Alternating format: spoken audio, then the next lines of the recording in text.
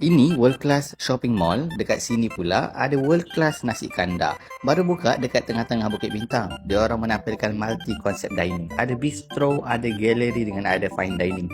Jom kita masuk dalam, kita tengok apa yang menarik. Dekat bahagian bawah sekali adalah tempat kita pilih lauk pauk untuk nasi kandar dan juga nasi biryani. Ni ada sotong, ada udang, ada ayam goreng, ada ayam bawang, ada macam-macam kari, ada lamb shank dan paling best ada welcome drink tau. Dah habis pilih lauk pauk, kita boleh naik atas untuk makan.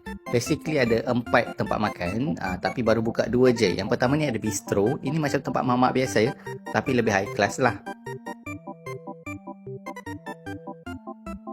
Tengoklah sinki dia pun bukan main, cantik.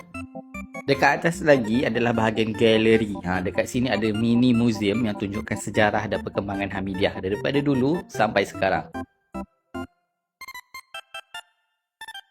Okey, sekarang kita nak tunjuk apa kita orang makan pula lah.